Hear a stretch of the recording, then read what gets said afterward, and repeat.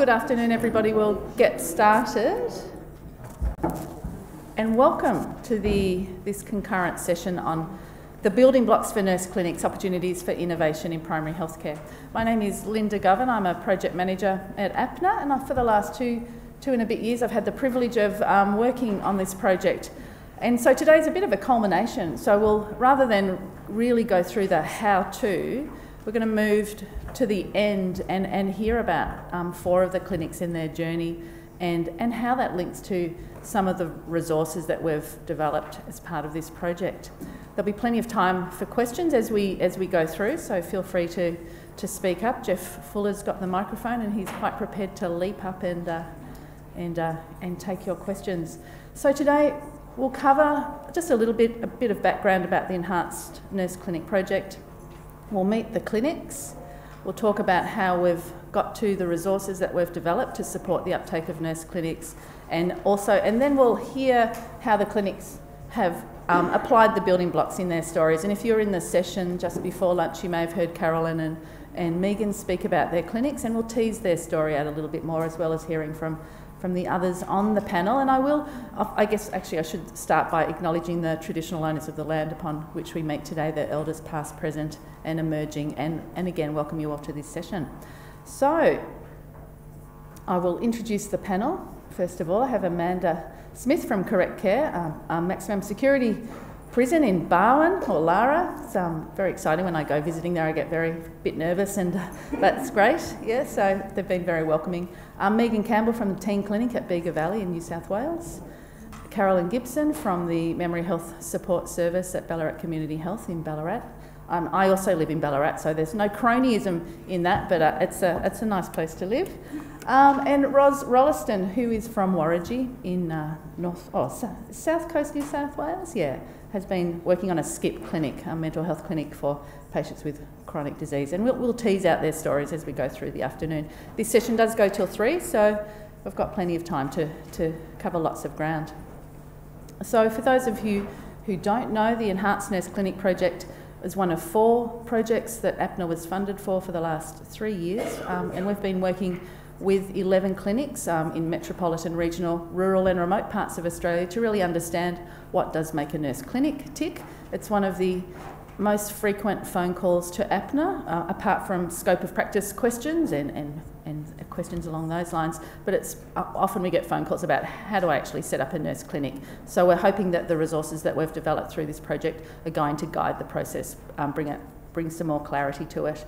The rationale for these 4 projects that APNA was funded for was really to drive recruitment and retention of nurses into primary healthcare, and what the department was looking for this particular project was around developing replicable and exemplar models of nurse-led care. So for the project, over the 2 and a bit years that we've been supporting the practices, we provided them with some seed funding, which was $20,000 to help them get up and going, and we've provided or set it in a quality improvement framework in a collaborative way, and we made them submit monthly PDSAs to us, which helped keep us informed of their progress and also kept them on track. And we might talk about that as well as a way to implement this sort of change methodology. We had 2 workshops over the course of the 2 years of the project, and really focusing on skill development around leadership, project planning and quality improvement approaches. We had regular teleconferences really in the first part of the project, and then we spent so much time with each of the clinics trying to work up their evaluation measures that we sort of abandoned the group teleconferences, which is probably something going forward that we would need to do again, because it really did add value to the project. We've done a number of project sites to each of the clinics, which was one of my a really enjoyable part of the project. It was really good to get out there and see the clinics in action and see their models growing and the confidence in each of the lead nurses grow as well. And obviously a really important part of this project has been the evaluation. And we've been particularly interested in the feasibility, the acceptability, the effectiveness, the sustainability and the financial viability of each of the clinics. So again, it's been a really intense couple of years, and today we're just going to hear about some of their journey. So to start with, I'll get each of the panellists to introduce their model, and I'm going to start with Amanda. I've just got Amanda's, a bit of back, yeah, have a look, Amanda. What did I write about your clinic? Yeah. We need a screening so we know what to say. But Amanda, if you can just introduce your clinic, why you decided to establish it, and the flow of the patients through the clinic. Yeah. And the microphone's on, yeah. As Linda said, I come from a background of working in correctional health. We're a maximum security prison. It's predominantly a sentence prison in Victoria. One of the key drivers for it is that prisoner health, from a proactive and preventative measures point of view, is that when prisoners come into custody, health isn't the primary reason that they're there. So a lot of their healthcare, chronic healthcare needs are well and truly established, I guess, in terms of they've already developing signs and symptoms of chronic disease.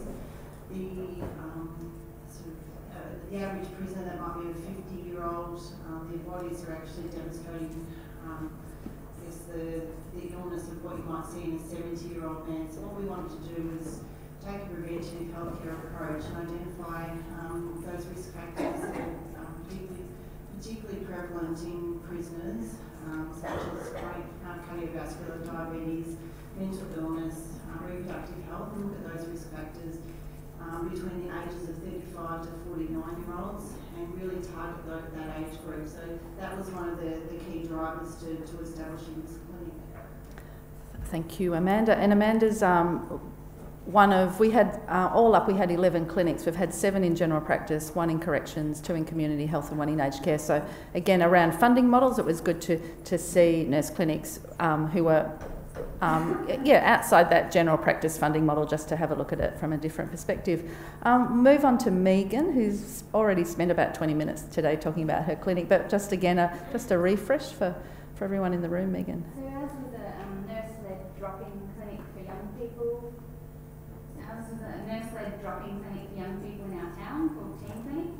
So about 3 years ago we started, really out of just wanting to try and do something to increase the access young people had to healthcare in our town. There's no specific services or anything like that. So we run the Teen Clinic, which is a drop-in clinic, nurse-led. Young people can turn up 2 afternoons a week and see the nurses, and from there we refer on or whatever. Thank you. And Carolyn, tell us about your clinic. Okay, honestly, it's a dementia or cognitive care clinic, which is called the Memory Health Support Service, and it was really about addressing a need that cognition isn't discussed well in care planning. So I just put together a sort of pathway and set of resources to support people do that. And finally, Ros, tell us about your clinic. To improve the health and well-being of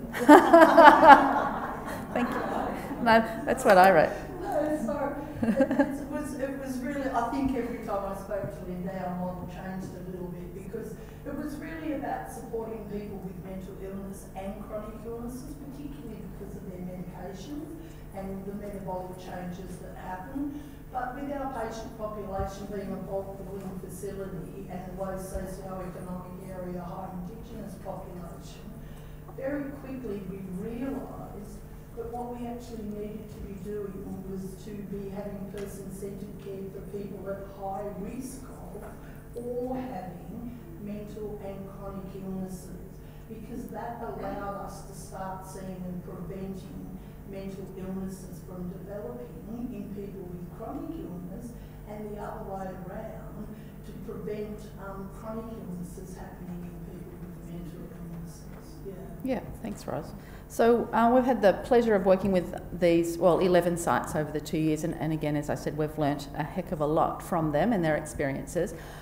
Just to frame it again, when we first put the expression of interest out back in early 2016, we had 82 applications all up from a range of clinics across Australia. About 45% were from general practice, so we feel like we got a good representation of the types of applicants represented on the panel and through the clinics itself. Just wanted to touch briefly on some of the, I guess, the key learnings from the project. Certainly from an organisational perspective, some of the key enablers that are going to allow a clinic to become embedded in the organisation are around leadership and management support and providing the lead nurse, with the authority to act. Again, we've done a series of in-depth interviews with the nurses and the internal stakeholders and external stakeholders over the course of the project, and these are some really current predominant themes that we've heard. No surprise, financial viability of the model is really important. We will touch on that, but not all of our clinics models are funded by MBS. The teen clinic is a free clinic, so again it's around what the organisation's I guess acceptability is around their financial modelling.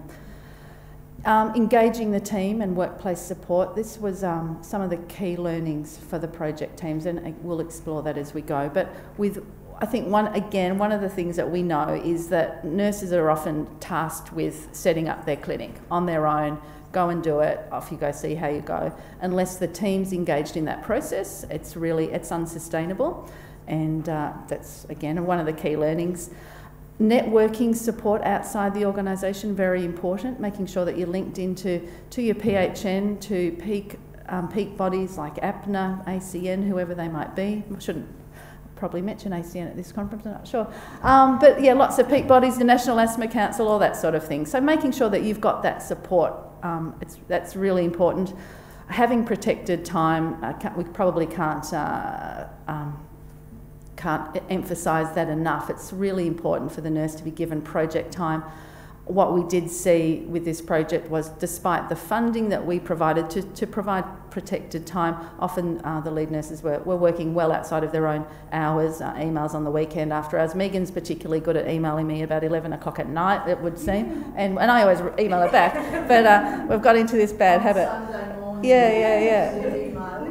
So yeah, I do. That's when I catch up. But yeah, protected time, so important to have that as part of this sort of work. And again, we've talked a lot about this only over today, really. But valuing nurses' time and the effort it takes to do this sort of work is really crucial. And at the moment in general practice, it's probably not well recognised. And one of the other areas is around professional development opportunities. It's really important for the nurses to also not only have the project planning and those skills around budgeting and finance and all of that sort of thing, but actually developing their own clinical expertise. Megan will talk to that. I will get Megan to talk to that shortly about having that level of confidence. You don't need to be an advanced practice nurse to do this sort of work, as Carolyn noted this morning, but you do need to build your skills, and it allows you to work to your full scope of practice, increases the capacity within the team, the practice team, and again, this is the sort of messaging that we're wanting to share with the sector around the potential for nurse clinics in primary healthcare. So other key enablers, moving away from the organisation, is actually the nurse. You can't overemphasise how important it is for the nurse to have the personality and the passion for the work, because it is a hard journey to take. You need to be resilient.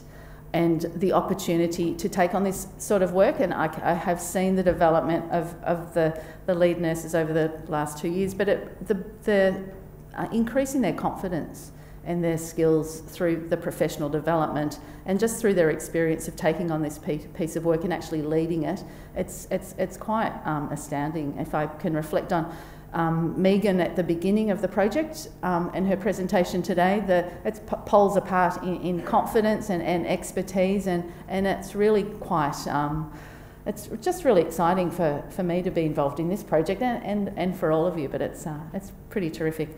And finally, capacity and competence to run the nurse clinic, really touched on that. And also the ability to work autonomously, increase scope of practice. These are really key things that are key enablers for nurse clinics to become embedded in primary healthcare, and particularly in general practice. Just wanted to, before we talk to the clinics in more detail, one of the key parts of this project has been about the types of resources that we develop for moving this piece of work forward. What we've known, what we discovered, I guess, through this project was that there's a lot of resources out there about how to set up your nurse clinic. We know that, but there wasn't really one go-to place. to find them. Now if you just type in nurse clinic into Google, it will come up to our nurse resource page, which is very exciting. Matt at the back there's pretty happy with that, aren't you, Matt? Yes? Yeah, very happy. And we really we took a human-centred design approach to really understand what the needs of the sector was in regards to the type of resources that were required and how we would distribute it, how we would frame that information. So we worked with a design practitioner, and we did, as I said, quite a bit of human-centred design work, which really is just going out to the sector, asking what do people want, what's the level of knowledge about nurse clinics out there already, what sort of information is needed. So it's this back and forth conversation, checking what the sector wants, checking our understanding, and really, again, if you're in Steph Bannister's session yesterday, he talked about converging and diverging. So it's sort of, you're gathering information, you're refining it, and back and forth.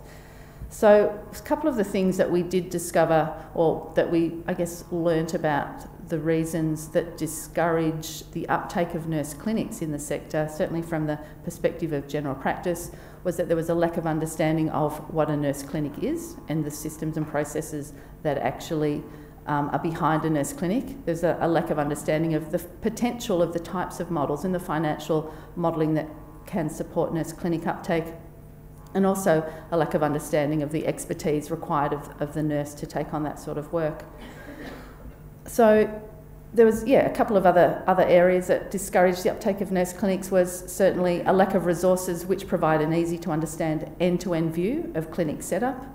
As I said, a lack of awareness of the types of clinic models. We've got a lovely spread here on the panel that we'll talk to shortly.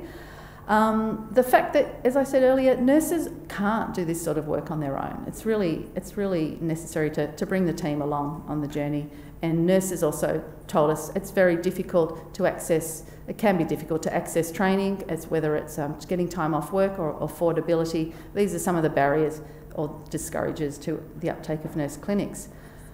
It was also good to hear what were the factors that would encourage the uptake of nurse clinics. And certainly from the GP perspective, what we were looking for was some commonalities and things that we could build on, so that as we developed the resources, they were sort of matching these needs. And certainly from the GP's perspective, nurse clinics do allow, or can allow, GPs to see an increasing number of patients and be more efficient with their time.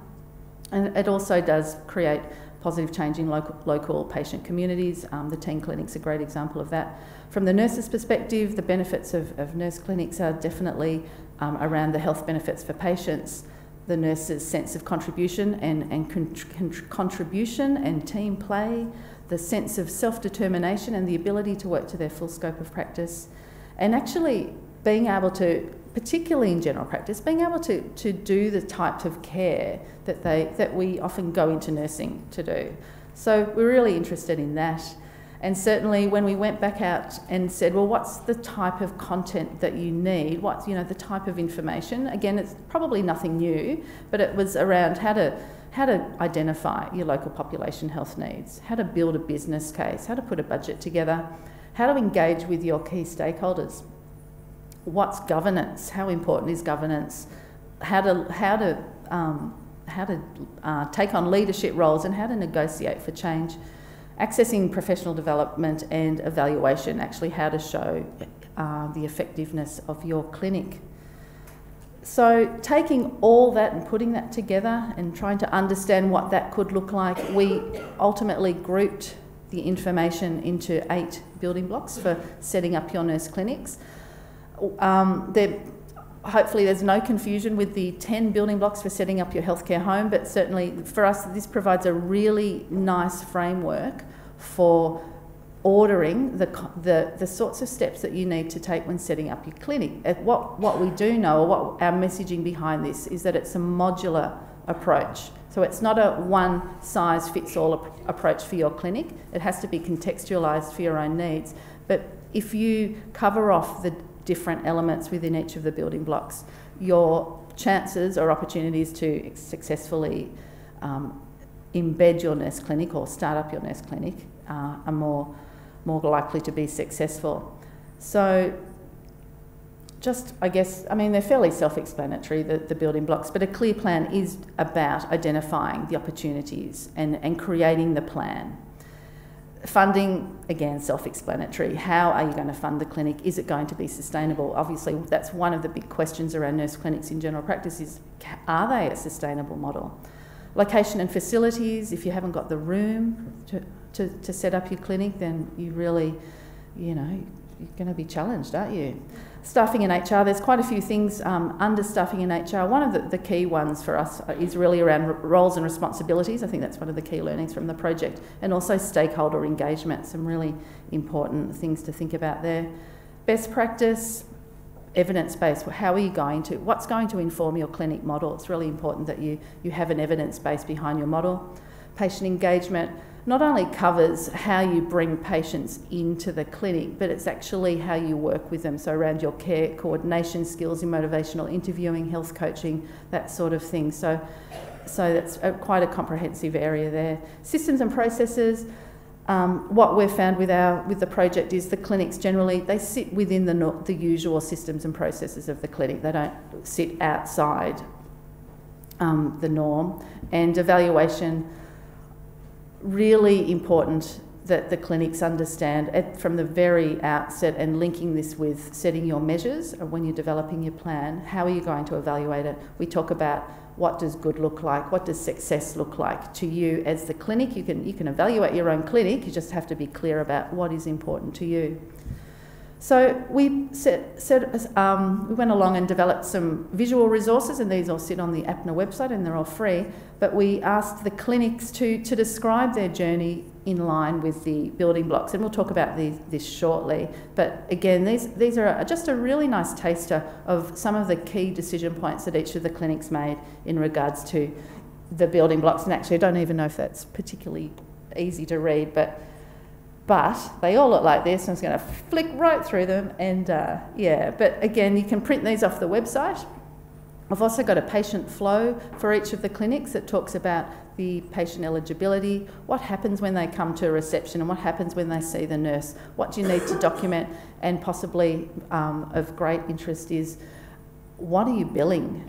What MBS items are associated with this clinic? And going back to the human-centred design process of finding out from the sector, it was those bits of information, you know, what are the specific MBS items that are attached to my clinic, or what do I do when the patient's sitting opposite me? So we've developed, again, they're fairly straightforward resources, but we were trying to meet the needs of what we were hearing from our stakeholders. So I'm now going to engage back with the panel, and we'll step through each of the building blocks and just tease out from each of them some of their key decision points under each of the building blocks. And I think if there's any questions at each point, that might be a burning question that you have, it would be okay to ask at that point as well. So I'll start with Ros. I'll just whip down the other end. Are you ready? So Ros, what were the key steps for you in developing the plan for your clinic, given that you did change your ideas a couple of times, which was fine? Are you sure? Yeah, it's fine. We're not quite finished yet, so I haven't told her about the last change. That's okay. And actually, it's interesting, one of our learnings, and I guess from all the clinics, is that when you start out on this journey, what your initial idea is will change, and that's okay. So it's just all part of the process. Yeah. Yeah, definitely. I think we started without a clear plan. It was an organisation that I'd worked for previously, but wasn't currently working with them, and they were really good risk takers, which is brilliant in general practice because it's so conservative. So I knew these guys would be passionate enough to take up nursing project, and I kind of was inspired a bit from the team clinic in Viga from some time before, and that was really what we wanted, was that, you know, kind of team clinic. And then it was to develop that plan, was really sitting around the table in really, you know, like fiery discussions. It's so robust and stuff, you know, and, you know, trying to work it all out. And one of the mental health nurses just said, you know, we need help with our patients. And it was like, right, eager when moving away from team, and obviously we're going to be doing mental health. That was just the way we all felt, because that was just, you could see that need was there. You know, and we're a large organisation with 4 practices, all bulk billing, but all with credentialed mental health nurses. So is that... Yeah, I was going to ask, did you tap into any like population health data or any of your own practice data? Yeah. And that's what we did. Once we knew, yes, this is what we're going to look at, we had to go into our population data, and we used our largest practice of Warrington, which is close to where I live as well, to look at, you know, what was the need, how many people in our population had, you know, mental illness and chronic illnesses, or one or the other. How many had actually had care planning and mental health care planning? How many had actually had blood tests? How many had had their waste measured? We used all of that data to help us build the project together. And I think then the next step for us in information was to go and do a literature search on the cardiovascular effects for people with mental illness.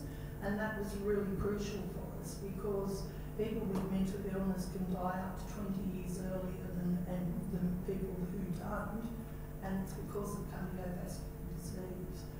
And we've since realised, by continuing with our literature searching, that it's not just antipsychotics, that it's antidepressants, that it's opiates, that it's Lyrica, that, you know, it's Valium, it's mood stabilisers. All of these are leading people down the track to cardiovascular disease, diabetes and osteoporosis. Great. Sorry. No, you're right, it's great. I thought you told me to shut up. It's like, God, she's got the microphone, she won't give it back. I have given permission for Carolyn to... No, I haven't really. Thanks, Ros. So again, a really clear picture for Ros where she wanted to head, and it did change as it went on, but really it was about a refining process. It was about getting the scope of the project right. Carolyn, what was the data, or what was the need that you identified in the data that you tapped into? Okay, so I knew that there was a gap in primary care around dementia care, and so then I had to go and find some information to back this up.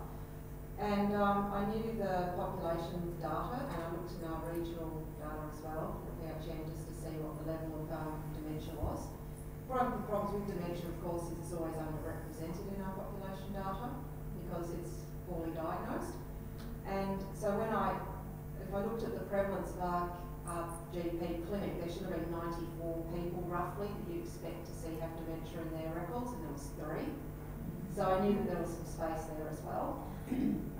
The other things I looked at was, like you were saying, doing literature review. So I did some research and saw around what's happening internationally and in Australia, and about how 50% of people with dementia are undiagnosed, and that's 70% live in the community. And so there's a lot of people walking in our clinic doors that have the dementia that we don't know about, or we do know about and recorded. So that was sort of the way I identified gaps. And Carolyn, did you have any issues accessing your clinical data at the practice?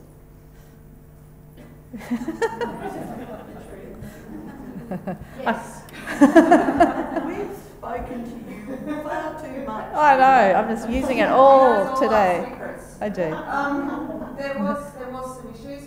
There's 2 issues actually with dementia type things.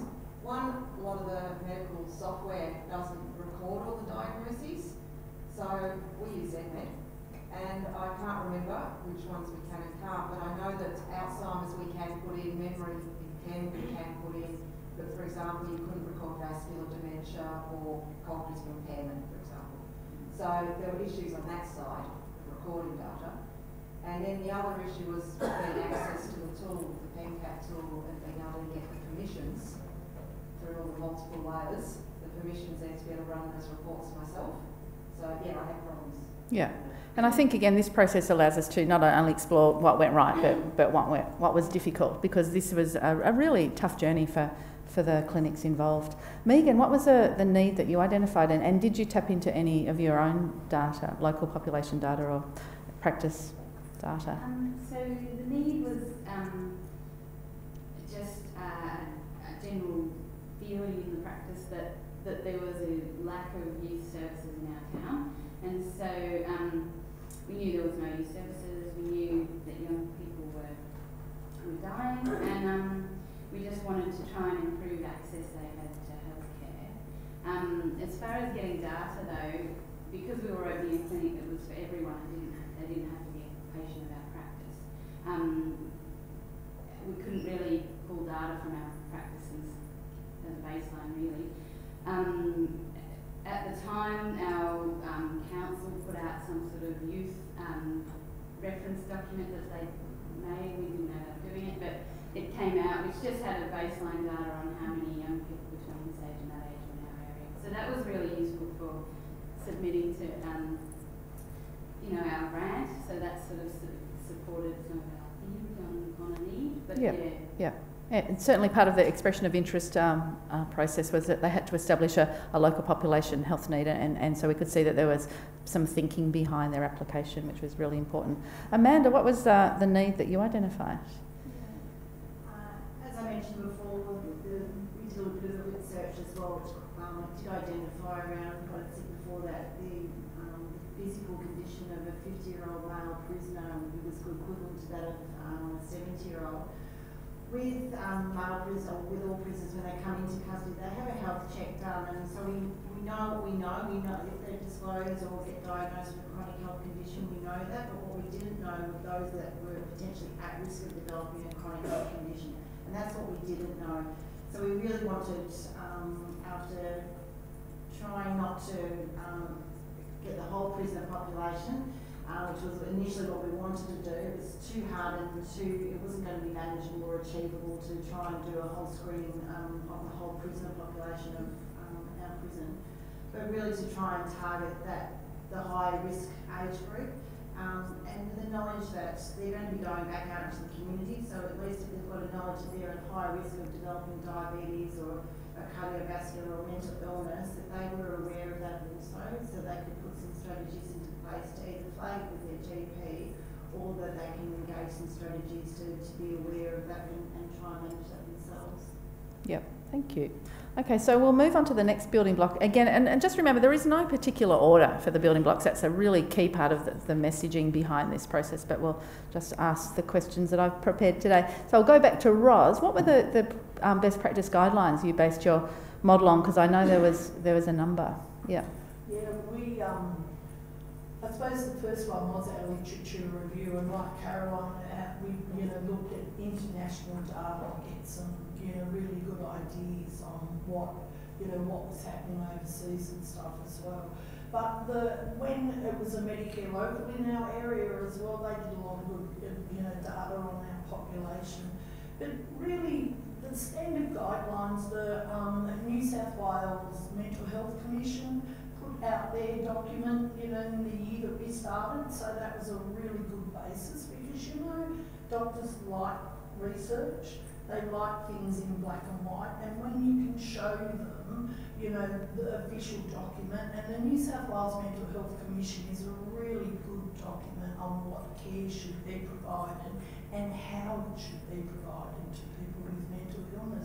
But then it was the simple other ones that we use every day. It was diabetes, type 2 diabetes guidelines from the RACGP, chronic kidney disease, which we heard about earlier today as well.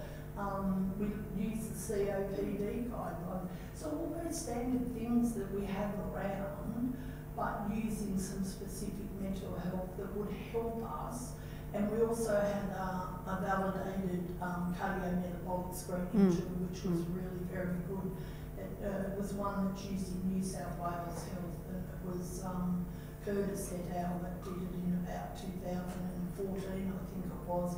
And it was a really good just a two-page flow chart, but as well as saying, let's assess all of these things, on the back page it said, if this is elevated, then start doing it. So it gave you both kind of guidelines. So yep. I think most of them, Linda, were things that were already there. Yep, yeah. Great. And Carolyn, what about you? Guidelines, dementia care guidelines. Okay, there's not a lot around in dementia dementia care guidelines, either overseas or in Australia. I think the end of 2016, there was a dementia care guidelines written up that was supposed to work across the health sectors, and GPs and everything are talked about in it, but not a great deal. There's certainly no mention of the practice nurse. And so I looked at what I could find, and there was some in the community as well about what the best way to look after people with dementia. Then what I did is I looked at chronic disease models, and so what are the best practice around chronic disease care. And I also looked at nurse clinic best practice stuff, guidelines, so I started to pull out the main ideas and see if I could match them up. And it's a very new research area too, is the way cognitive impairment and chronic disease management come together. It's only just been published in the last couple of years, information on that. So this is all quite new for people to start thinking about. And there are no guidelines in the world anywhere on the nurse and dementia care in primary care or hospital care.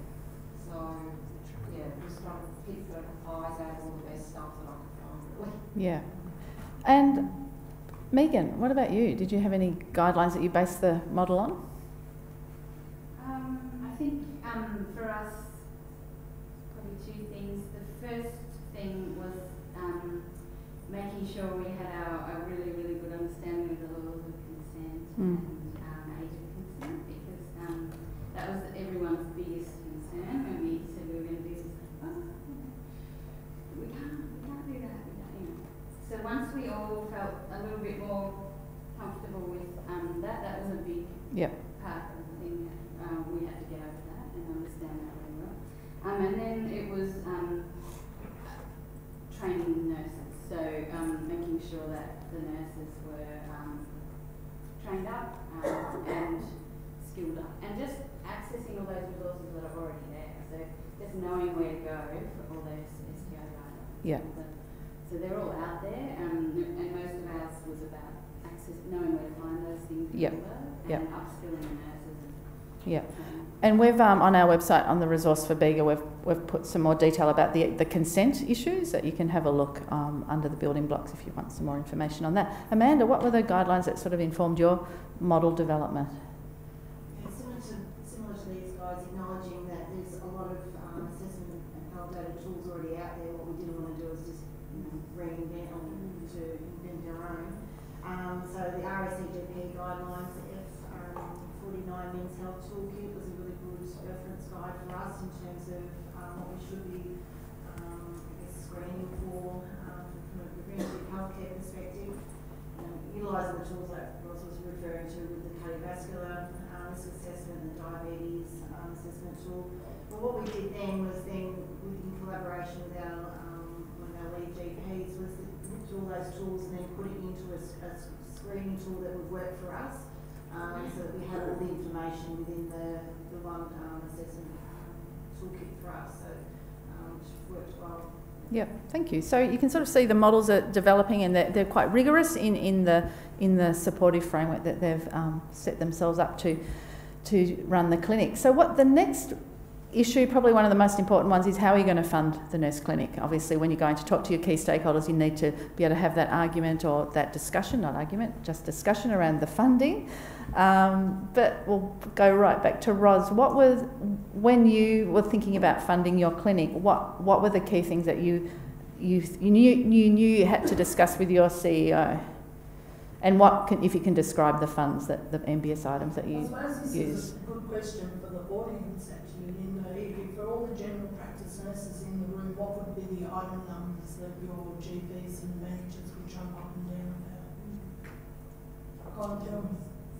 721, 723, 707, yeah? So that was the key.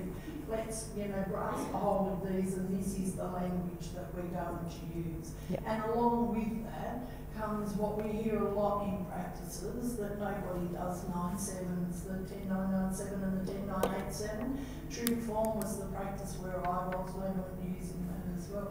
So they were the hooks to get us in for our potential sustainability, as was a big part of it was actually APNA's funding, Linda. Yeah. That was a huge key to start the conversation with our CEO and principals well, APNA are going to give us, can I say how much?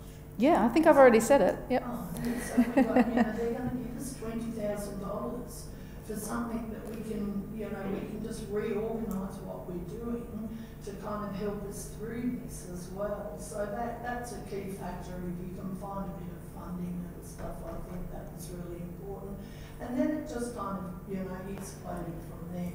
But money is, and we know in general practice, don't we, that that's the language that we have to talk and to speak in item numbers and knowing, that a 707 brings in $270 and to be able to say that at the table, and they're sitting there trying to work it all out and you've already got it in your head one step ahead. So, yeah, they were the keys. And once we got that happening, and the idea that this was potentially going to be good for the people, but it was also going to be sustainable. Yeah. Away with me. And what was your confidence level in preparing a budget? Did you have to do that, or did you? Oh, God. Yep. Never done one before. Yep. I'd read budgets, but I'd never had to put one together. And, and I was like, well, I don't know. And so I went to the CEO and he's like, oh, yeah, and you go and do it, he said, and come back to me. So he wasn't going to make it easy for me because he wanted me to learn as well along the way. So, he was there to support me in that development, that was a part of my job, and it was certainly something that I had no inclination, no idea, or no desire to be involved in. And I've not finished the final one yet. And that's certainly something we hear from the sector. The nurses are quite anxious about their level of financial literacy, how much they need to understand. So it's at least a baseline level of financial literacy, how to put a basic budget together. And we are developing up a spreadsheet with a webinar to support that process as well. So that's going to be hopefully useful. Yep. Excel, whereas for me, yep. I draw my own tables up and get the old calculator out. And then I'm further second guessing myself. So use a spreadsheet that just does those calculations. It'll save you bottles of wine and stress. Yeah. Carol, and what Ros has probably mentioned all the MBS items that you tap into because your model is connected thoroughly with the chronic disease management process. But what other funding did you access? Okay, first, definitely tapped into the care planning process. But one of the things I also did was talk about how we could increase the frequency in which we use them. So you can have care plans every 3 months, and which is ideal for when you're dealing with people with complex problems. And you can justify it, it's not just a money thing, but it does help to say that you can increase the frequency. And so the other funding I got was prior to the APNA grant is I went to our board, so the Ballarat Community Health Board has what's called a Staff Innovation Fund, or award and fund, and I got that first, and still part of that evolving nature of what I wanted to do, so I went for that and got $10,000, and also sort of the legitimacy behind me from the organisation that I was going to do some upskilling, so upskill the nurses around dementia care, and that was what that was going to be for. And then got into the APNA one, and that then changed the idea again. But since then as well, to help looking at how can I work across the region, Western Victorian region, I got some money recently from the Primary Health Network, from the Western Victorian Primary Health Network. Good. Just know they're there, so just reiterate the name, right? And so I'm going to deliver 10 sessions across Western Victoria where we'll talk about improving this, having this conversation of what these sort of resources and things, and also things like this that people might have ideas and how can they then introduce that to their clinics. So looking for funding. Thank you. Megan, your experience is a little different because the teen clinic is a free drop-in clinic. So how do you make that work? So first of all, it wouldn't have got off the ground, wouldn't have even started if the practice principal wasn't prepared to just try it and see how it went, give it a shot. So we started, and from there then we, as the kids will come in, sometimes they only need to see the nurse and nothing's generated. If they see a doctor, we bulk bill at 23. But other than that, we've been running for about a year when we applied for the APNA grant. So that was so exciting. So it was that, and then started also, because part of Teen Clinic is we need to do lots of community engagement and promotion out in the community. So that sort of, the costs associated with that aren't covered by grants. So we went to Rotary groups and Lions groups to ask for support for the community support financially, but also with their understanding, getting the education out there about what Teen Clinic is important. And then in the last year, we applied for our PHN coordinator for a grant to then roll out these Teen Clinics in 4 other locations in our region. So that's what we're using now. Yeah, and that was one of the, again, a key part of the project is that the clinics are sustainable, separate to definitely the APNA money, but you can see that the growth in confidence, and I think the opportunity of the lead nurses to step out and see what else is available in the sector. Amanda, your stories. Oh, sorry, go. Don't forget when you're doing a budget, put the practice nurse incentive payment into the budget. Yes. Because the practice is getting money. Yeah. To have you do things outside or. Yeah, that's right. And I've got Peter Larter in the audience here. He's a health economist sitting over there. But Peter's done 5 of evaluation of viability studies as part of our project. And certainly what we've seen is, regarding the PNIP, is the variation in allocation of the PNIP to the nurse clinic. It's highly variable. It's almost like they've just plucked a number out of thin air, you know. And so what we're really interested to see if the PNIP can be actually tied to nurse activity. That would be a really interesting outcome of this project. Certainly being able to acquit nurse activity to some funding would definitely improve the uptake of nurse clinics. That's a whole other piece of work. Amanda, your story is different because you've got block funding. You don't have to worry about the MBS.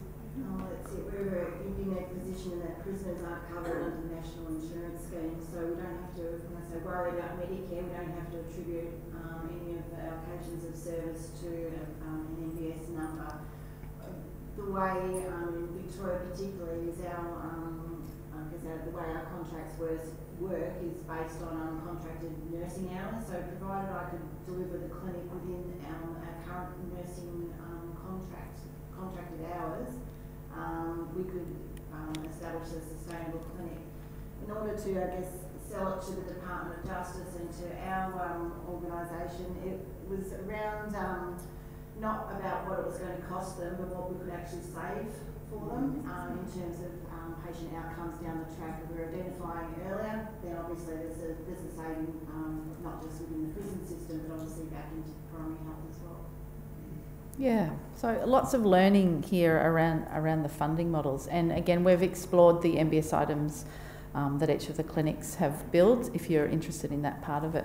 So moving on to staffing and HR, and one of the key parts of this particular building block or key elements is around stakeholder engagement, and there's a lot of work in that preparation of your nurse clinic and getting the right people involved.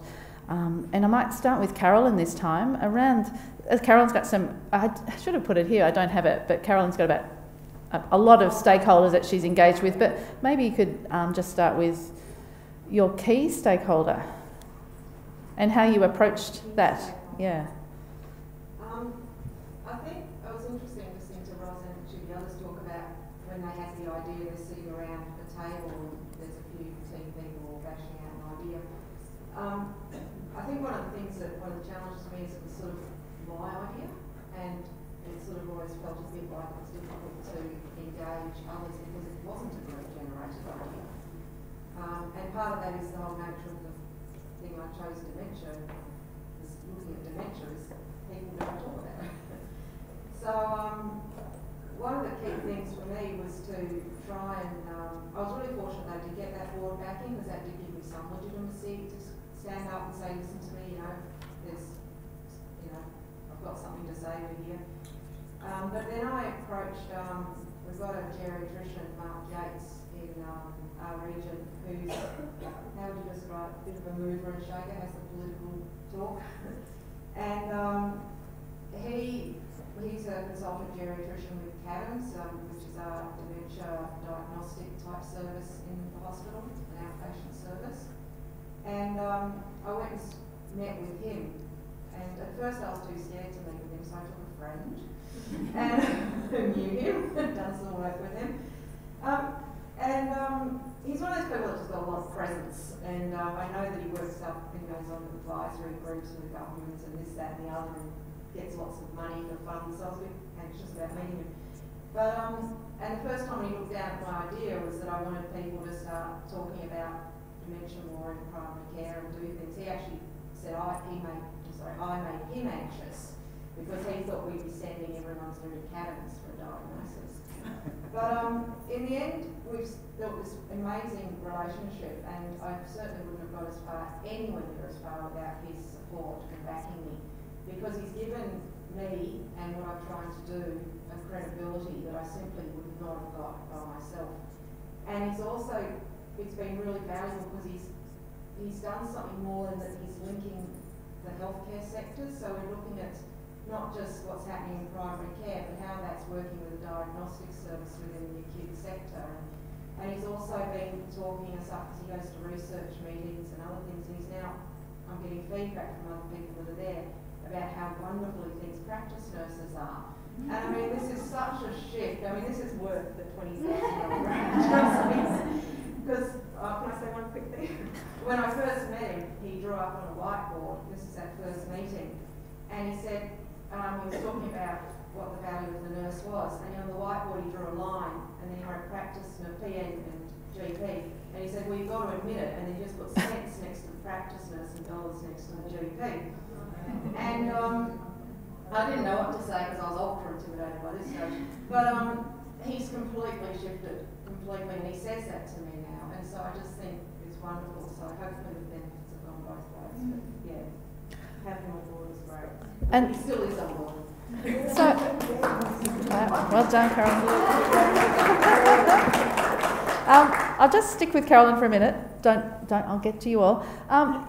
The relationship with Mark Yates is really positive. But what about the GPs? Because I know that was a really difficult journey for you to be on, and required you to be very resilient. Yeah, and I have the emergency visits from APNA up to Ballarat. But you can do it. Keep going. Don't give up. I think, again, I think sometimes it was that idea that it wasn't a group or a team-generated idea. I think sometimes didn't help. And I think the nature of our GP clinic at the time didn't help. But I did struggle to engage well with the GPs. Everyone was very focused really on almost themselves. It was a bit of a dysfunctional environment. But I was challenged, and I tried a few different ways. I wanted that team approach where I've come from a background that generating change, you sort of look at it from the grassroots up, and so I was hoping to try and engage everyone in having part of a role in this change, and I couldn't do it. So in the end I just sort of did it, and gradually people sort of came along to the party. It was quite interesting. Even now I still get a little bit of yay when I hear a doctor or someone say, as someone's leaving, but we're getting there, that they're walking down the corridor and you hear them say, oh, and how's your memory? We're getting closer into the room to be seen. But, and one of the really important things was about Mark too. Mark is revered a bit as a, I could say he's not here, a bit of a god in the Ballarat Medical Society. So no one was going to knock me when he was in my court, and that was also very beneficial for me. And people have started to come around. It just had to go in a different direction. Yeah, and I think Carolyn's story particularly is around perseverance and resilience, definitely. Ros, what's your sort of key messages around stakeholder engagement? Because I know, again, you've had your own journey. Yeah, definitely. I think we did ours within the practice to start with. So we had a lunchtime session for the nurses, lunchtime session for the GPs. We had pathology, pharmacy, podiatry, social workers, psychologists, and all of that with us. So, we had to do engagement for all of them, and most importantly were the credentialed mental health nurses. And they're seriously territorial as a professional group, and I firmly understand why, when you work in that space of mental illness as well. But, you know, that in-house stuff was really important. And then, because again our focus was on mental illness, and a big part of that is actual isolation, people staying in their home and not going anywhere, we needed, you know, who would be the allied health that you would want in this kind of area. It's definitely a dietitian and an EP physiotherapist, as I said, we have podiatry and that there, and the psychologists, and one that I've left off. No, well, yes, they're a part of it, but there's an allied health person that I've left off. Exercise physiologist? No, you've got the EPs. We'll come back to that, Ros. Optometrists. Oh, the optometrist. Oh, right. Everybody is. So, you know, the actually vasculature of people with mental illness is quite different, and it resembles people that have had hypertension for quite some time, and this can be in a teenager as well. So they were a really important group because one of our clients, you know, took a long time to get his confidence to actually go, and he was a bit kind of not well dressed and, you know, pleasantly looking and everything, and of course they thought he was a vagrant and told him to leave practice. And you can imagine how much work it took for me to get that back around. So I had to engage with every single optometrist in town, just by the phone. But the EP was a really big one that, you know, this woman is an amazing woman working with groups of disadvantaged, and the dietitian as well. Those key people need to know that, you know, there are differences with this group that we were working with, and they had to be able to do that, otherwise they wouldn't get it. So, question without notice, Ros. How did you manage that relationship with the credentialed mental health nurses and scope of practice? Because I know that was an issue in the early part of your model. Do you want to answer that, or will we? I'm just trying to think about, you know, there's so many things that have happened and stuff, and definitely they were very threatened. You know, as general practice nurses, we're already doing mental health often in our care plans when we ask people about, you know, how many hours sleep do you get? Are you sad? You know, so we're kind of already there, and I was fairly comfortable with my skills and stuff. And at first, I think the credentialed mental health nurses thought that, you know, I would be able to just do the physical and, you know, then leave the mental to them. But my whole thing was person-centred care, and that is holistic care. You cannot separate one from the other. And one day a mental health nurse came in and she's like, you know, you keep putting mental health consult on your, you know, reason for visit, and you're talking about their mental illness, and that's kind of my job. And, you know, well, it said, well, if they come in and sit in front of me and that's what we're talking about, person-centred care is about listening. And so I'm listening and I'm working with that person, and obviously that's more important than whatever the doctor believes is their most important thing as well. And, you know, we kind of struggled a bit backwards and forwards and stuff till we found some common ground, and one of the really good ways that we found that was to have collaborative consultations. Yeah. Sometimes patients would play people off against each other, and, you know, when we were kind of realising this, and of course our mental health nurses are fully aware of this, we had this notion of, you know, collaborative consultations, and I'd kick it off and the mental health nurse would come in and the GP would come in as well. And there was just this one day, and it was particularly difficult, and the mental health nurse just looked at the patient and said, you know, Leon, not the real name, but Leon, would you like to come with me to my consult room? And, you know, he said yes, and they got up and walked out. And the GP and I sitting there looking at each other, and the GP said, well, what do I do now? And I said, I think what you do is go back to your consult room and start your next consultation, and I'm sure our mental health nurse is handling this very well, and she'll let us know the outcome. And it was just a beautiful moment that actually did happen. And, you know, from there, unfortunately, that mental health nurse moved to one of the other practices, and the one that replaced her won't do collaborative consultation. Right, so more stakeholder engagement needed there, Yeah, Ros. absolutely. Yeah, Yep. and again, I guess the story is that you have to keep working on it, and It never yeah, stops, Linda. never There's stops. always gonna be Exactly. something. It's always something. There's going to be new staff, new Yeah. GPs, new Yeah. patients, new. But it is about learning those skills. Yeah. And from that, sorry, Linda, No, but sorry. going through that relationship struggles with the credentialed mental health nurses has built this amazing bond. And, you know, on those very troublesome days where I feel like I don't know, I feel like I've killed somebody, I feel like I've been so incompetent or something, and I'll just go and plonk in their room. And, you know, I say, I'm here for my consultation. And, you know, you get a cup of tea and you get a hug and you get to talk it all out, and they get to say, you know, you're doing a good job. Yeah. Don't forget to keep coming back and talking to me. You're doing a good job. Thanks, Ros. Megan, your story is different, and it's interesting to hear how you engage with the local community, because acceptability of the teen clinic was critical to its, I guess, uptake and sustainability. Yeah.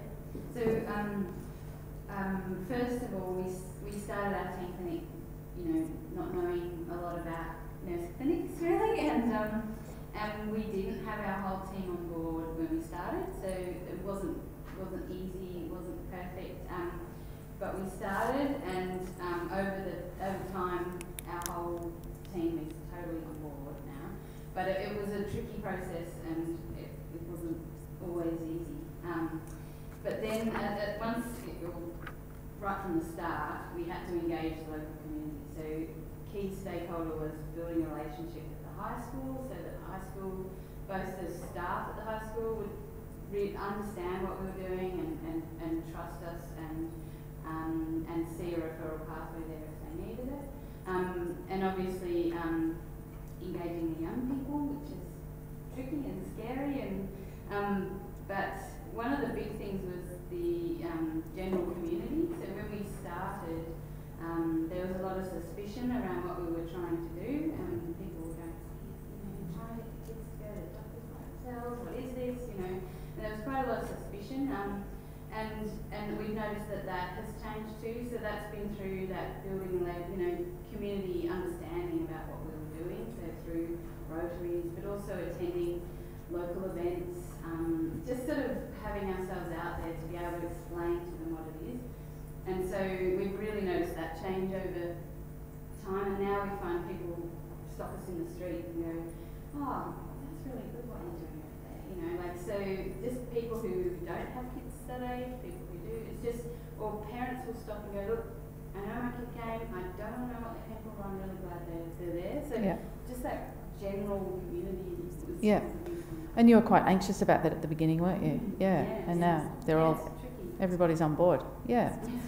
Amanda, your experience with key stakeholders, given that Amanda's a health service manager, she's got a bit more authority to act, I guess, so a different experience from the others on the panel. Yeah, that's probably a bit threefold in that we had grapevine, or I had grapevine from the staff to begin with. I had a couple of nursing staff that who are here today. Pop your hand up. There they are. Yay! They're doing the hard work, they just make me look good. They put their hands up and were very keen from the start. We had 2 GPs that again were very motivated and embraced the idea from the start. So from that perspective, was very lucky. The second sort of stakeholder group was the prisoners themselves. I mean, without sounding too cliche, we do have a captive audience, so they weren't going. It's an old joke, Amanda. So it was looking at how do we get them engaged. So to start up with looking at getting a focus group. It wasn't until when I went home that night and went, oh crap, I had the whole cast of Underbelly sitting with me in this focus group. And still to this day, I still have one of the notorious members of, I guess, the Underbelly crew that will still come up to me and say, man, Amanda, I've got an idea of how you can spend that money. So still working his magic even behind bars and stuff like that, spend money. So aside from the prisoner, the group, so to get their buy-in and to through that word of limited amount, but also through Corrections Victoria, who are the prisons that run the prison, getting their buy-in as well, because we might be able to see patients if they don't allow us access to see them. It's been a struggle at times, particularly prisoners that are in a restrictive environment that are only out of their cells 1 hour of the day. So it's around trying to negotiate with that. So originally we sort of started running the clinic during the week, which was challenging because we were competing with other service providers as well to get access to prisoners. So we've had to be a bit flexible with Corrections Victoria and found that running the clinic on a weekend was probably easier to get access to the prisoners. So I was around negotiating with them, but I think, yes, definitely the prisoners was our biggest, stakeholder that we've had the joy of getting their positive feedback on. Yeah, and Amanda shared a letter from, or a note from one of the prisoners around, I think he wrote it to his mum, was it? Yes. It's just like how amazing, mum, that somebody's actually interested in me and my health, and it's really, really moving. And yeah, he was a 50-year-old man. Mum, yeah, that's right. It was fantastic. It's good to see. Yeah. So moving on, still under the staffing and HR building block, but professional development, and I'll start with Meghan here because Meghan's particularly, this is a critical part of Meghan's model, but how important has professional development been to you in setting up Teen Clinic? It's essential because for making sure the nurses are comfortable in that role, because this model only really works when the nurses are able to do the majority of the consult, and we can do pop-in visits with GPs. So we want the nurses to be upskilled enough so they can do all the STI screening, the contraception pre-talk about risks and benefits, and lots of screening tools that they use for mental health screening and things like that. So that's an essential part, and it's key to making it work, so that workflow, but also that nurse feeling upskilled and comfortable, and providing a high quality service. Because we need the community to trust that we are providing high quality service. We're not just we have to upskill. We can't just use our base knowledge for this, because we are targeting this service to vulnerable. Yeah, and certainly clinical expertise of the nursing team is one of those critical things for the GP to be confident and comfortable that they've got somebody providing this care and that they are up to, that they do have the expertise to do that. Yeah. And that's evolving still. Yeah. And the more and more we become comfortable and more upskilled we become. Or more autonomous, actually. Yeah. The GPs are becoming more they understand what we're able to do. Yeah. We're building, hopefully putting more structure around some of our. Yeah, and you spoke earlier about working with some protocols now, so that you can. Well, yeah, that's my vision. Yeah, that's good. And what we've seen with when we ask the clinics to acquit the money that they've spent from APNA, certainly professional development is one of those big costs. But so again, if you're thinking about setting up a clinic, it's going to be one of those parts of your investment. It has to be on professional development. Carolyn, what's been your key focus in regards to your own professional development, but also the other nurses in the team? I think one of the really important things I developed up with the model was the nurse resource, because people are confident talking about cognition and dementia. It was really important that if I was encouraging to ask people questions, they knew what to do with the answers. And so I developed up a resource for everyone that just gives tips and hints and clues and things. But the other thing is I also took nurses through 8 hours of training, which I developed a combination of things. So everyone was also given that and the opportunity to talk about their experiences with people with dementia. And that was quite confronting. For some people, actually had 2 nurses in tears, because it is a confronting issue, and often people have family members and things like that. And so it was interesting for all of us, really, but everyone got through it well. Yeah, that's one of the things too, when you do have some of these conversations, is you are impacting on people like that. For myself, when I was looking at, I did a leadership in nursing workshop. I would have liked to have got more out of it than I did. It was a bit more management, whereas I think leadership and management are quite different things. interested in that idea of how do I influence change, since I was having trouble engaging with the team. But the other thing I started to do is around all this, I think it goes on to, can I jump into self-care now? Yes, Carolyn, yes. I'll just do that one now. Yeah, go on. This for me was, it was around that resilience and that constant, I started to feel this constant feeling of anxiety and tension between the expectation of being a practice nurse and billing all my time to the idea that I was also trying to create something new to improve patient outcomes, which meant I wasn't billing for that time. And I just felt this constant feeling of being watched and everything I do being accounted for. And so I actually got some counselling help myself. But it was about that idea that, I think it's what that woman was talking about this morning, of having courage. And having courage means taking risk. And taking risk means you're uncomfortable.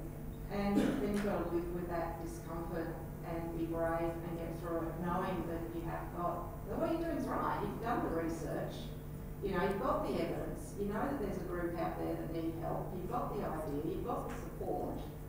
And so that was the sort of thing I really learned through this that I needed, was that idea of, living with that discomfort, getting through it and finding your own personal supports, which was the next one. Yeah. Ros, what about you and professional development, knowing that you've been a nurse for a very long time? Been there, done that. It's never happens in nursing. You can never say been there, done that kind of thing. But it's certainly I'd already worked a lot in care planning and in general practice, but I really did need some skills in mental health, and particularly for me, I really needed those engagement strategies and communication. You know, how do you communicate with somebody? How do you, kind of work out that there's something acute here, or this is a chronic, personality trait in the person, and, what do you do when somebody says that, yes, I do have a plan, and yes, I do have the means, and yes, everything's there and I'm ready to go. And so I went on the Mental Health Professional Network, I'll have to say, is just an amazing group. They do fabulous webinars, and they're all free, and they're always multidisciplinary as well, and include a GP.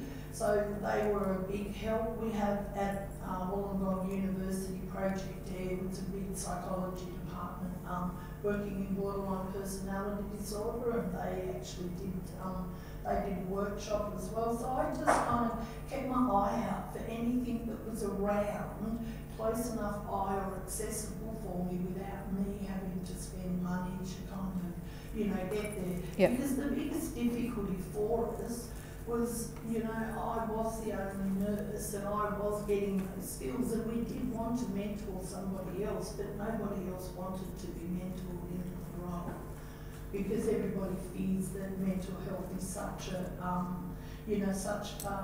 a skill that is really difficult to gain. Yet no, it's not. We're all doing it. We don't have to be specialist mental health nurses to be doing mental health in general practice yet. So, that was a part of Distinguish, and that's what our mental health nurses did for us, I think, Linda. They really clearly defined what the role difference was and stuff. Yep. So for me, it was chasing out mental health. Amanda, what about you? What was your biggest investment in the team regarding professional development? I think for us it was, as nurses, we're very good at telling people what's wrong with them and how to fix it. So what we wanted to do was actually put it back onto the patient, but we still didn't know really how to do that. So we actually went and did health coaching courses, and that for us was a significant change in our approach and how we address and look at sustainable change behaviour. Yep, fantastic. So moving on now to patient engagement, and there's again a number of different components or elements within that. But again, if you're thinking about what does that really mean and the value that the nurse brings to that relationship, the therapeutic relationship with patients, I'll start with Ros. What were some of the key steps or strategies that you used to develop that rapport? Yeah, we went with the basic kind of stuff. Let's get up a letter and get off our database and send it out. And we didn't get a lot of response, and so I started actually doing the ringing. And once it was personally with the nurse, then it was almost 100% take up. The difficulty there is, I'm a general practice nurse. I'm a clinician, and 3 hours of my day doing that is 3 1-hour appointments, 3 consultations that I can't have. And so we still struggle with that to a degree. So our receptionists will do a lot of the reminding, but they'll come back to me and say, this person didn't sound really good, like they weren't keen on the phone. So I end up there with a list of people that I need to follow up with. So, but once all they needed was once in that door, and then they knew from there on in that they were going to be okay, and they came back. And do you use any sort of particular behaviour change techniques when you're working with your patient group? Or does it just come naturally? I'm not sure that it even comes naturally either, but it's really around the person-centred care model, which is to listen to a person and to work with them and to encourage shared decision making. And that was, really difficult in this patient population because they're really used to a system that has taken all their rights away. So shared decision making is really, to them, it's not something, and it takes a long time to build confidence back up in somebody who's been in a system all of their life and had no rights and no ability to speak for themselves. Yep. So they were just little steps at a time kind of thing. Yeah. But I don't think there was any particular, framework. There's one that I call myself and use with the uni students, the 4E strategy, and it's to engage with the person, the individual, so that you can then tailor their education and improve their health literacy to empower them with the knowledge to enable their decision making in their healthcare, or their informed consent, or they enable their own self-care. And I just persisted with that, just kept going through, and sometimes it went no further than engagement and education for 12 months at times. Yep. Until we could move to the next step. So and set the templates up the way that I wanted them. Yeah. So Carolyn, using the chronic disease management process as Ros does as well, what was the message you were trying to share with the team around care planning and working with your patient group? I think just to start off, I did what Ros did too. I reset up the care plans to put the prompts in that I wanted. But the I'll just go, so the creating, I've got your question. Well, what sort of techniques or finding value in that care planning process, because we know that it can be, you can do a care plan in 5 minutes if you do it really badly, but where were you trying to find the value in that process? I think actually you can most probably get value out of a care plan in 5 minutes if you listen and ask the right questions. Yeah. Which is, as Ros was saying, so when you're looking at what techniques or what sort of process you do, I mean, we talk health coaching, which is a summary of all of them, but sort of that motivational interviewing type style as well. And so, again, it's exactly what Ros was saying with her client group, people with dementia and the carer, is so often the person with dementia is losing so much of their say, even though they can still have a say, because the support person is taking over. They're the ones that are acting as the proxy for all the decision making. The GP and everyone else now seems to talk to the carer, not the person with dementia. So a lot of what I was doing was trying to give that back to the person with dementia and letting them become more visible and more heard. And that does require a particular way of particularly observing and particularly hearing what someone's got to say, and then helping them pull out those threads of what's really important to them. And so I think all those health coaching and those sorts of techniques help you. So it's really about upskilling yourself in asking better questions, which I believe Lindsay Tyler's here too. She does a great presentation on that. Yep. Thanks, Carol. And Megan, what about you and engaging with your teenagers? And we saw the video this morning around teenagers aren't scary if you know how to relate to them. But yeah, tell us about that. So I guess, yeah, we couldn't do a mail out, or we didn't have names or anything. So it was about visiting the high school, letting them see us and letting them know that we're not scary either, and letting them know that they can come for anything. You know, we get them turning up and they just sit there. They don't even tell you, they don't talk for a while. So you just, you know, so they don't even, they've just come, which is great. But, you know, they know the nurses have got time to sit, it was really different for us. And one of the, it was really putting us outside of our comfort zone. Yep. Like standing up at assembly in high school. Awful. But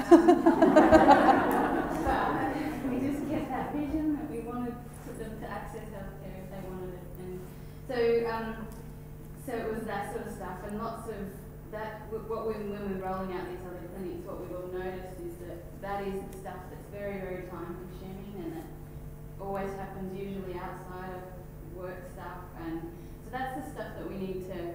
It's really a crucial part of this clinic, but it's really hard for nurses because it's very, very outside their comfort zone often, yep. but also often outside of paid time. And yeah. things like that. And I remember, I think it was Sue at your clinic said you don't actually have to wear any special clothes to work in the teen clinic. You don't have to look super cool or anything. It's just being genuine is what it's about. Yeah. We were so frightened at the start. Yeah. You know, we weren't even cool when we were in high school.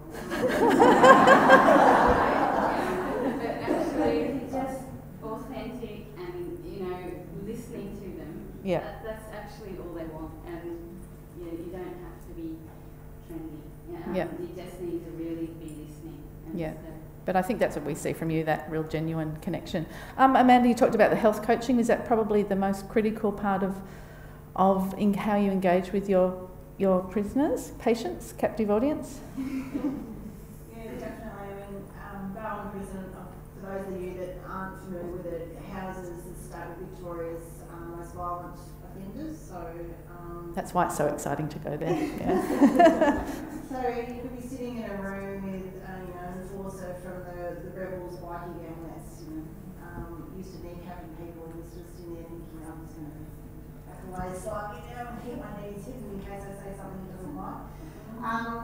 But essentially, Lisa and Kerry will certainly attest to this. You go into the clinic expecting a discussion to go a certain way in terms of you doing the diabetes risk assessment on them. And you end up at the end of the session with a grown man that's used to standing over other people in tears, talking about being sexually abused as a child and disclosing other offences. So it's being able to create a safe space for them. And I think that's really important, a safe environment where they can actually just talk about how they're feeling. And for a lot of them, that's the first time that they've really had an honest conversation. Yeah. We'll just move on to the last building block, and then we'll get if you have any questions. But just around evaluation, and we try to keep evaluation as a simple, accessible concept for this project from the clinic's perspective. And what does good look like? How do you know you've been successful? So, Ros, what's your thoughts about that? What has told you that your clinic has been a success? Well, we've seen reductions in HbA1cs. We want to use those clinical kind of guidelines. We've seen much better concurrence with medication regimes. We've got, reduced cholesterols, improved blood pressures, improved renal function, and improvements in the DAS21 scoring system as well. So, there's lots of those, but one of our difficulties, Linda, was we were manually collecting our data and something happened on the drive at work and we lost a lot of our data. And that was really kind of difficult, from an evaluation point of view. But, there was this one day that it really came home to me, and weight loss. People really respond to losing a kilo in weight. They all want to do I want to lose 15 kilos in the next 6 weeks, and by the time they're walking out the door, they're going to lose 2 kilos in 6 weeks, and they come back in 6 weeks and they've lost it. It's so empowering, and it really encourages them along. But a chap that I've been working with for almost 18 months, and every time I said, what do you think, does it sound like a good idea, is this something you think you would be able to do? And he would always say, no, it's up to you, you've got to tell me. And this day, he said, actually, I talked with my partner, after I saw you last time about this, and we talked about it, and we kind of think together that maybe that's not the best option for me. And it still gives me cold shivers and makes me want to cry that, a man that was 54 years old and had never ever in his lifetime been given the opportunity to speak, actually was able to say, no, thank you, I don't think that's a service for us. You can imagine me, I just jumped up out of the chair and I'm like, do you realise what you have just done? How far we've gone, and big hugs and cuddles and stuff, and Yeah. So that was an achievement. Yeah. That's great. And just quickly, anybody else on the panel, maybe Carolyn, just quickly, any of your evaluation, what's told you that your model's been a success? I think, I have trouble, I don't really get numbers around what I do, but it's more that anecdotal feedback, and I think it was more research, you might be able to put that to better terms, but just having multiple times I have carers, and it just gives you chills when they're like, things are so much calmer at home because they've learned better communication skills to deal with someone who has dementia, and that shifting of the way they think that you just can't change a person, and that they just go with it, and things are just easier at home, and they're living better, and they're feeling better, they're less stressed, they're sleeping better. And also from the other side, when you have someone come in, and if they do have dementia and you do start talking about things like that, you can just see them get anxious and defensive and worried, and you start to get someone come in and they build a rapport with you, and if they just look more relaxed, and they look happier, and they're pleased to see you and to speak with you, and I think that's where I felt the wins. Yep. And Megan, what about you? What tells you that the teen clinic's possibly been a success? Yeah. Definitely.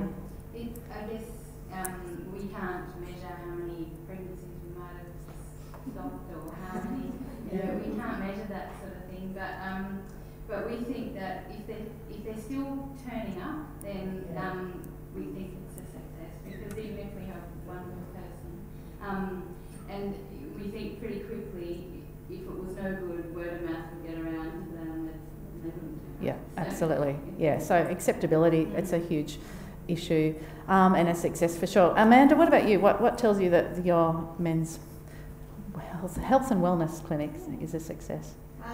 For us, and this is a learning for us in that we didn't actually set up our evaluation to really measure the clinical outcomes as such. It was really around some of the process and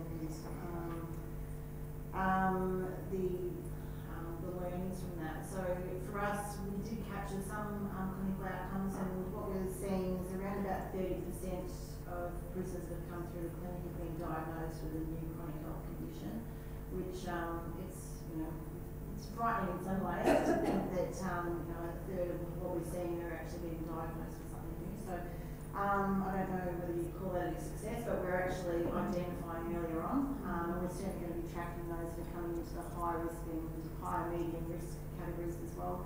But I think for us, success is certainly from what Carolyn and Ross was saying, is that anecdotal feedback that we're getting from the patients themselves. The girls will be walking down the spine, and the prisoners will stop and have a chat to them and say how they're doing, and I think that is a reflection on success in that they're open to having the discussion. Great. We'll wrap up. No more questions from me anyway, and we probably haven't got any time. But I guess for me, this is an absolute privilege to have 4 of the clinics here today and to hear their story. We are very excited at APNA because the models are certainly, there's a lot to replicate in these models. If you want to think about what they've done or just take the learnings back, all the information is on our website. We've got our drinks dinner tonight, and it's about superheroes. And I just want a round of applause to these people because they've really done an amazing job.